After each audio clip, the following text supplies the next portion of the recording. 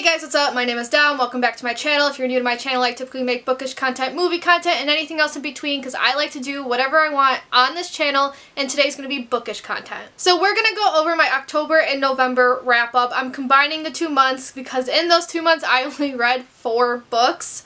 And then we're going to go over my December TBR. So let's get started. So the first book I read in October was my audiobook of the month and my school book of the month. If you're new here, I have been rereading a book I had to read in school. January was 1st grade, February 2nd, so on, so forth. October is the month of 10th grade, my sophomore year of high school. So I reread / listened to The Crucible by Arthur Miller. If you don't know what this is about, this is basically the story of the Salem witch trials. Abigail and co. were found doing some witchy things, but then they lied and twisted it and framed other people so that they would not get in trouble. I really enjoyed this book in high school. I was of the unpopular opinion that this book was good. I remember a lot of people in my class thought it was boring, and I still think it's good, quite honestly. I had fun listening to the audiobook because since it is a play, they hired different voice actors, so it was not the same person doing every line.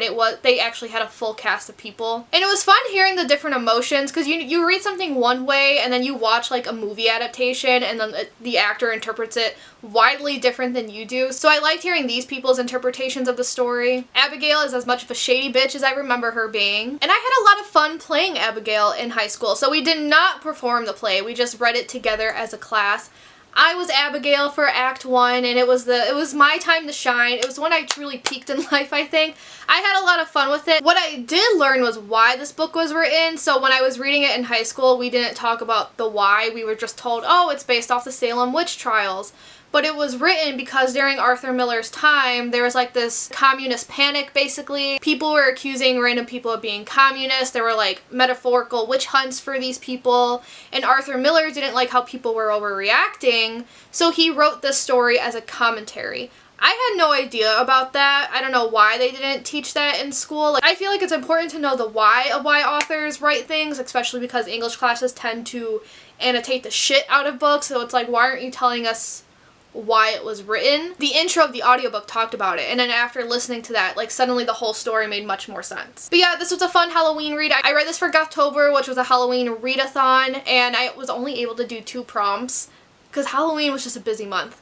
I should be saying October, not Halloween. So the last book I read in October was Uzumaki by Junji Ito. This is a manga. Junji Ito is known for his horror stories, and this is about a town in Japan who is overtaken, who is haunted by the spiral. And by spiral, I just mean the literal design. People find it in their hair, they find it in their plants, they find it on their bodies. And never in my life did I think spirals would be creepy, but this book is highly disturbing. Quite frankly, it was a whirlwind of a story. So I was expecting this story to be like other manga where it's like one cohesive storyline, but something I was not expecting when going into this was that it's not, I wouldn't necessarily say it's a flowy story. I don't want to say cohesive because it is cohesive. I want to say it's more episodic. When I say episodic, I mean one chapter deals with the spiral in this way, but then the next chapter deals with it in another way where like it's simultaneously reminiscent of the previous chapter without also being reminiscent. It's like they remember but also forget at the same time. For a while I was somewhat confused, but then as the story went on, I saw that it just built towards the finale. And I think the most disturbing part about this story is that there is no happy ending. The problems aren't actually solved. But I thought it was interesting that it like ended like that, because at first when I closed the book I was pretty pissed. Like I wanted the problem to be solved, but then the more I thought about it, the more the ending actually kind of freaked me out, and then I enjoyed it more because it's you're not supposed to feel all giddy inside. Like, you're supposed to be uncomfortable. Sorry, my phone is ringing. Hold on. Okay, as I was saying before, I was interrupted by my cousin. But talking about Uzumaki, I think after thinking about it for a while, why I liked the ending, as much as I ended up liking it when thinking about it, is I think Junji Ito didn't want you to feel happy. I think he wants you to be uncomfortable. He wants you to feel this sense of dread. And I felt a sense of dread at the end. And actually, I want one of the very few last panels to be tattooed on my body. I wish I could show you the panel, but it is a huge major spoiler, so I will not. But his artwork is insane. There's a lot of creepy things in here, and it was a great Halloween read. It's one of the, I mean, this and The Crucible were my only Halloween reads, but I'm glad I was able to get to this one. And this is my first Junji Ito work. Like, a lot of people want you to read his stuff. Like, okay, like, Come on, like what is this? What is this? It's creepy. It's so creepy, so creepy. But y'all, I wish I could draw like that.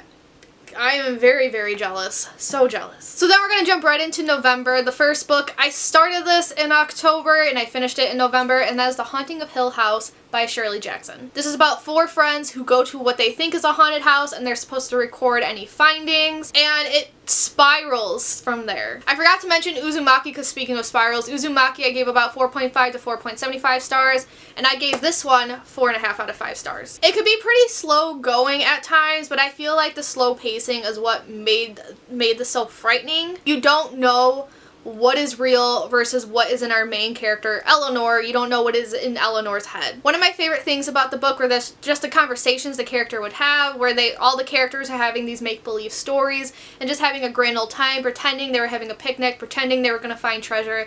I thought it was really cute, especially because all the characters are adults, so it was like the adults digging into their inner child. I also like seeing what the show took inspiration from, because I have seen the Haunting of Hill House TV show by Mike Flanagan, and I went into this book knowing it's wildly different. I do consider them 2 separate stories, but it was fun seeing what he took inspiration from and what made it to that TV show. And then I think my favorite part about this book was just Eleanor's downward spiral and then just the loss of her mental clarity. Like, that was just so well written. Like, those final chapters made me panicked. It made me feel a sense of panic, just like with Eleanor. I was sad when she was. I was mad when she was.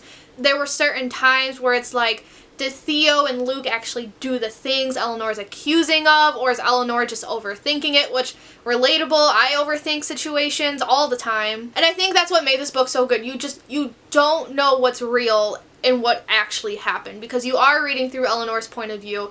I would consider Eleanor an unreliable narrator, especially because you see that she is losing her mind. So, did Theo actually make fun of Eleanor, or was that Eleanor overthinking it? Did Luke actually scream at her? Was that Eleanor thinking it? Did a ghost actually hold Eleanor's hand, or was that Eleanor making it up? I feel like this book is a commentary, because the whole thing is that it's a haunted house, but when you read the book, Shirley Jackson never tells you if it actually is haunted or not. She never tells you if that hand Eleanor held was a ghost hand, or if Eleanor made that up. And I feel like the ambiguity is what makes this book as good as it is. It just kind of reminds me of like the whole like Bloody Mary thing we used to do as kids, where you go to a dark room and look in the mirror, you say Bloody Mary's name however many times, and then she appears there. We all know that's just your brain playing tricks on you, and I feel like this book is like a prime example of that. Like, these things aren't necessarily real, but since you're convincing yourself so much, your brain tricks you into thinking they are real. And this was just a great read. I heard the audiobook's really spooky, because my friend listened to it on audiobook and she said it scared the shit out of her. So the last book I read in November was The Lives of Jack the Ripper's Woman by Hallie Rubenhold. This was on audiobook. This is the true story of the 5 women that died at the hands of Jack the Ripper. We know them today as prostitutes, but when you actually read this book, you find out that wasn't the case for about 4 out of 5 of them. And they all come from similar backgrounds. They all started out somewhat well off, somewhat okay. Maybe not well off, but somewhat okay. But then their lives kind of took a spiral. They were in these poor situations. All of them ended up homeless at one point. And it's just interesting. I think it was an interesting commentary on how your environment can really impact who you are as a person. And what I really thought was interesting was the commentary about what a prostitute is, because back in the day, you know, God forbid a woman was outside by herself. So for 4 out of 5 of them, it was the police twisting the situation. They really wanted people to believe these women were prostitutes and essentially deserved to be killed, especially because if you remember the Victorian ideal of sex work. They mentioned for at least the first 2, and then the 4th victim, there's no evidence that they sold their bodies in any way. There's no evidence they worked in sex work. But the police would ask questions, kind of forcing people to say they were prostitutes. They really wanted to hone in on that narrative. A lot of journalists ate it up, and then that's how the legend we know today came about. And I do think it was well written and respectful to these victim stories, because some of them lived pretty hefty lives. Like, they were homeless, they would steal money from people sometimes, most of them were alcoholics. Because of how like controversial those topics are today, like, I mean, you still have people having no sympathy for alcoholics nowadays. I think the author handled it very well. You could see her sympathy for these 5 women, because she said so herself at one point. Like, no matter what their lives were, at the end of the day, they were victims. Their lives were taken away from them. And not only that, but she gave a lot of facts about Victorian England that I had no idea about. And I kind of like the storytelling feel of this piece of nonfiction. Like it didn't read like a textbook. The more I learned about Victorian England, the more I realized like if you weren't at least middle class, like your life sucked. We read all these books, we watch all these movies that romanticizes it, but then you think about it, it's like all those characters are really, really rich, and if you weren't as rich as them, your life was terrible. They were essentially telling me do not romanticize the Victorian England era because this is what happens. At the end of the day, I felt sorry for each and every one of these women. They were people that cared still. Like, I mean, they lived lonely lives, they all struggled, but we all struggle nowadays, and then their lives were taken away from them. And it was nice to have a book that actually focused on them and not the murderer for once. So those are the books I completed. Of course, I did read Under the Dome. I'm about 750 pages into it, and we're halfway through December as of filming this video, so hopefully that can get done. We're just gonna get to my TBR because there's some Christmas books I would like to read. The first one I'm reading, and I'm about halfway through it, and it's The Christmas Source by Tom Fletcher. This is about a 10-year-old boy who feels lonely because a girl is bullying him for being in a wheelchair, and he wants a dinosaur for Christmas. It's a middle grade book. It's very cute. The writing is really goofy, and I love it. It reminds me of all those goofy books I loved as a kid. The voice actor of the audiobook is amazing. He has different voices for everyone. And he sings the songs because there's a lot of songs in this book. And it's a great time. I listened to this on my way to work. There's also another audiobook I got from the library that is called Voices of Christmas by Nikki Grimes. It's only 20 minutes long, and it looks like it's just going to be the story of the nativity of when Jesus was born. I thought, why not? I was looking for some Christmas books. Another one I want to get to is The Deal of a Lifetime by Frederick Bachman. This is Frederick Bachman's Christmas book. I have read a Bachman book before. That book destroyed me. I had a lot of his books destroy people, and nothing gets me like a Christmas story that will destroy me. What is this book about so I can actually tell y'all? Oh, there's pictures! A father and a son are seeing each other for the first time in years. The father has a story to share before it's too late. As he tells his son about a courageous little girl lying in a hospital bed a few miles away, he reveals more about himself, his triumphs in business, his failures as a parent, his past regrets, and his hopes for the future. Now, on a cold winter's night, the father has been given an unexpected chance to do something remarkable that could change the destiny of a little girl he hardly knows. But before he can make the deal of a lifetime, he must find out what his own life has actually been worth, and only his son can give him that answer. You know what? We're crying today, folks. And then the last book I want to get to, I did not expect it to be this big. It threw me for a loop when I opened that Amazon box.